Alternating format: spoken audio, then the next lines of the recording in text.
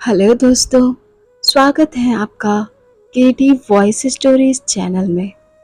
दोस्तों, हमारी आज की कहानी है शिमला की सर्दी वाली हसीन रात। एक बार मुझको ऑफिस के काम के चलते शिमला जाना था। वहां पहुंचकर मैंने ऑफिस का काम निपटा लिया। वहां पर सर्द मौसम था, हड्डियों को कपकपा देने वाली ठंड थी। शुक्र था ऑफिस का काम एक ही दिन में निपट गया था।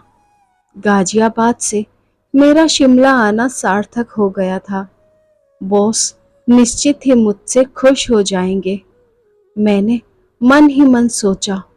मैं खुद को काफी हल्का महसूस कर रहा था। माता पिता की मैं इकलौती संतान था। मेरे अलावा मेरी एक छोटी बहन थी। पिता के रिटायर्ड हो जाने के बाद बेटा होने के नाते घर की जिम्मेदारी मुझे ही निभानी थी। मैं बचपन से ही महत्वाकांक्षी रहा हूँ। एक कंपनी में मुझे जॉब पढ़ाई खत्म करते ही मिल गई थी। आकर्षक व्यक्तित्व का मालिक तो मैं था ही, बोलने में भी मेरा जवाब नहीं था। लोग जल्दी ही मुझसे प्रभावित हो जाते थे। कई लड़कियों ने मुझसे दोस्ती करने की कोशिश की, लेकिन अभी मैं इन सब में नहीं पड़ना चाहता था। मैंने सोचा था कि शिमला में मुझे 2 दिन लग जाएंगे, लेकिन यहाँ तो एक दिन में ही काम निपट गया। क्यों ना कल शिमला घूमा जाए। मैं मजे से गर्म कंबल में सो गया। अगले दिन मैं शिमला के माल रोड पर खड़ा था, लेकिन पता चला आज वहां टैक्सी व बसों की हड़ताल है। इस हड़ताल को भी आज ही होना था। मैं अभी सोच में ही पड़ा था कि एक टैक्सी वाला मेरे पास आया और मेरे कानों में फुसफुसाया, साहब कहाँ जाना है? अरे भाई, शिमला घूमना था, लेकिन इस हड़ताल को भी आज होना था। कोई दिक्कत नहीं साहब, अपनी टैक्सी है ना। इस हड़ताल के चक्कर में अपनी वाट लग जाती है सर जी। हम आपको घुमाने ले चलते हैं, लेकिन आपको एक मैडम के साथ टैक्सी शेयर करनी होगी। वो भी शिमला घूमना चाहती है। आपको कोई दिक्कत तो नहीं? ड्राइवर बोला। कोई चारा भी तो नहीं था। चलो, कहाँ है टैक्सी? ड्राइवर ने दूर खड़ी टैक्सी के पास खड़ी लड़की को इशारा किया। मैं ड्राइवर के साथ चल पड़ा। हेलो, मैं समीर, गाजियाबाद से। हेलो, मैं मयूरी, कानपुर से। मैडम, आज शिमला में हम 2 अनजानों को टैक्सी शेयर करना है। आप कंफर्टेबल तो रहेंगे ना? थोड़ा अनकंफर्टेबल लग तो रहा है, पर कोई बात नहीं।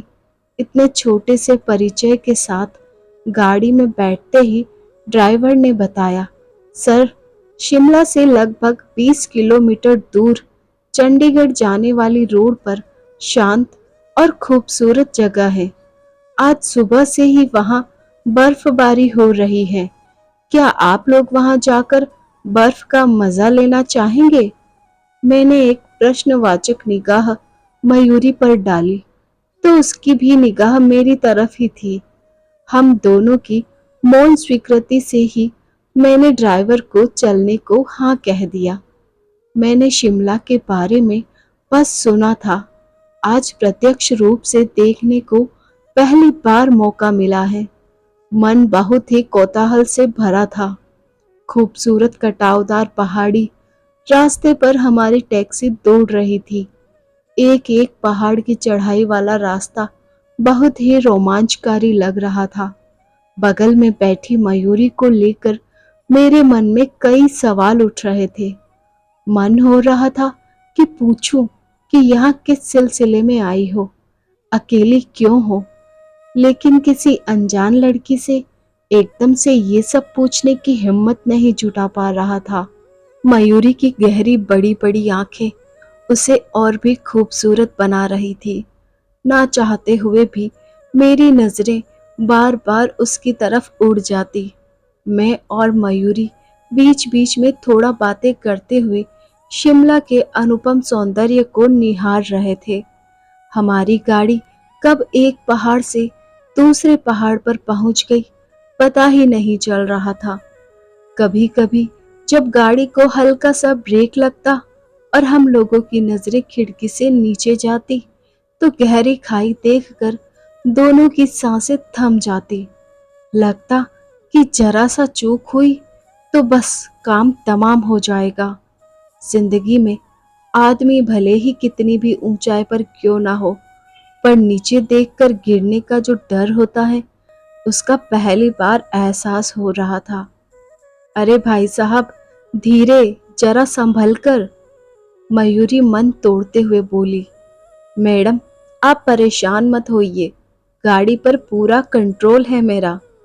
अच्छा सर जी, यहाँ थोड़ी देर के लिए गाड़ी रोकता हूँ। यहाँ से चारों तरफ का काफी सुंदर दृश्य दिखता है।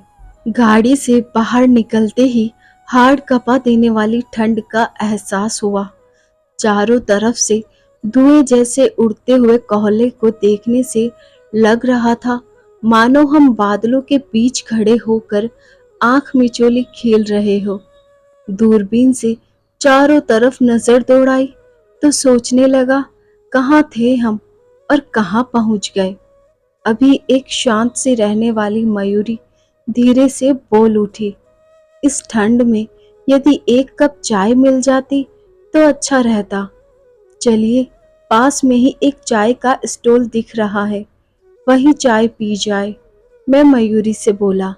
हाथ में गरम दस्ताने पहनने के बावजूद चाय के प्याले की थोड़ी सी गर्माहट भी काफी सुकून दे रही थी।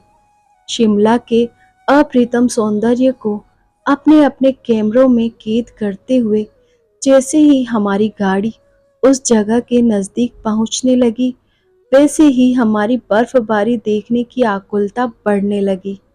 चारों तरफ देवदार के ऊंचे ऊंचे पेड़ दिखने लगे थे जो बर्फ से आच्छादित थे। पहाड़ों पर ऐसा लगता था जैसे किसी ने सफेद चादर उड़ा दी हो। पहाड़ एकदम सफेद लग रहे थे। पहाड़ों की ढलान पर काफी फिसलन होने लगी थी। बर्फ गिरने की वजह से कुछ भी साफ नहीं दिखाई दे रहा था। कुछ ही देर में ऐसा लगने लगा मानो सारे पहाड़ों को प्रकृति ने सफेद रंग से रंग दिया हो। देवदार के वृक्षों के ऊपर बर्फ जमी पड़ी थी जो मोतियों की तरह अपनी आभा बिखेर रही थी। गाड़ी से नीचे उतरकर मैं और मयूरी भी गिरती हुई बर्फ का भरपूर आनंद ले रहे थे। आसपास अन्य पर्यटकों को भी बर्फ में खेलते कूदते देख बड़ा मजा आ रहा था। सर, आज यहाँ से वापस लौटना मुमकिन नहीं होगा। आप लोगों को यहीं किसी गेस्ट हाउस में रुकना पड़ेगा, टैक्सी ड्राइवर ने हमें सलाह दी। चलो, यह भी अच्छा है, यहाँ के प्राकृतिक सौंदर्य को और अच्छी तरह से एंजॉय करेंगे। ऐसा सोचकर मैं और मयूरी गेस्ट हाउस बुक करने चल दिए। सर, गेस्ट हाउस में इस वक्त एक ही कमरा खाली है। अचानक बर्फबारी हो जाने से यात्रियों की संख्या बढ़ गई है। आप दोनों को एक ही रूम शेयर करना पड़ेगा, ड्राइवर ने कहा। क्या, रूम शेयर? हम दोनों की निगाहें प्रश्न भरी होकर एक दूसरे पर टिक गई। कोई और रास्ता ना होने से फिर मौन स्वीकृति के साथ अपना सामान गेस्ट हाउस के उस रूम में रखने के लिए कह दिया। गेस्ट हाउस का वह कमरा खासा बड़ा था। डबल बेड लगा हुआ था। इसे मेरे संस्कार कह लो या अंदर का डर। मैंने मयूरी से कहा, ऐसा करते हैं, बेड अलग अलग कर बीच में टेबल लगा देते हैं। मयूरी ने भी अपनी मौन सहमति दे दी। हम दोनों अपने अपने बेड पर बैठे थे। नींद ना मेरी आंखों में थी ना मयूरी की। मयूरी के अभी तक के साथ से मेरी उससे बातें करने की हिम्मत बढ़ गई थी। अब रहा नहीं जा रहा था। मैं बोल पड़ा, तुम यहाँ शिमला क्या करने आई हो? मयूरी भी शायद अब तक मुझसे सहज हो गई थी। वो बोली, मैं दिल्ली में रहती हूँ। अच्छा, दिल्ली में कहाँ? तारा नगर। अरे वाह, मैं भी गाजियाबाद में रहता हूँ। फिर उसने बताया, मैंने हाल ही में पढ़ाई कंप्लीट की है। हम दो बहनें हैं। पापा रहे नहीं, मम्मी के कंधों पर ही हम बहनों का भार है। सोचती थी जैसे ही पढ़ाई पूरी हो जाएगी मम्मी का भार कम करने की कोशिश करूंगी, लेकिन लगता है अभी वह वक्त नहीं आया। दिल्ली में जॉब के लिए इंटरव्यू दिया था। उन्होंने सेकंड इंटरव्यू के लिए मुझे शिमला भेजा है। वैसे तो मेरा सिलेक्शन हो गया है, लेकिन कंपनी के टर्म एंड कंडीशन मुझे ठीक नहीं लग रहे। समझ नहीं आ रहा क्या करूं। इसमें इतना घबराने या सोचने की क्या बात है? जब पसंद नहीं आ रही है तो मत करो। तुम्हारे अंदर काबिलियत है तो दूसरी जगह मिल ही जाएगी। वैसे मेरी कंपनी में अभी न्यू वैकेंसी निकली है। तुम कहो तो तुम्हारे लिए कोशिश करूं। सच में? अपना सीवी तुम्हें मेल कर दूंगी। शायद वक्त ने हमें मिलाया इसीलिए हो कि मैं तुम्हारे काम आ सकूं। मेरे मुंह से अचानक निकल गया। मयूरी ने एक नज़र मेरी तरफ करी, फिर मुस्कुराकर निगाहें झुका ली। मेरा मन हुआ कि ठंड से कांपते मयूरी के हाथों को अपने हाथ में ले लूं, लेकिन मयूरी कुछ गलत ना समझ ले, यह सोच रुक गया। फिर कुछ सोचता हुआ कमरे से बाहर चला गया। सर्द भरी रात, बाहर गेस्ट हाउस की छत पर गिरते बर्फ से टपकते पानी की आवाज अभी भी आ रही है। मयूरी ठंड से सिहर रही थी कि तभी कॉफी का मग बढ़ाते हुए मैंने कहा, ये लीजिए, थोड़ी गर्म व कड़क कॉफी। तभी हम दोनों के हाथों का पहला हल्का सा स्पर्श हुआ तो पूरा शरीर सिहर उठा। एक बार फिर हम दोनों की नजरें टकरा गई। पूरे सफर के बाद अभी पहली बार पूरी तरह से मयूरी की तरफ देखा तो देखता ही रह गया। कब मैंने मयूरी के गालों पर चुंबन रख दिया पता ही नहीं चला।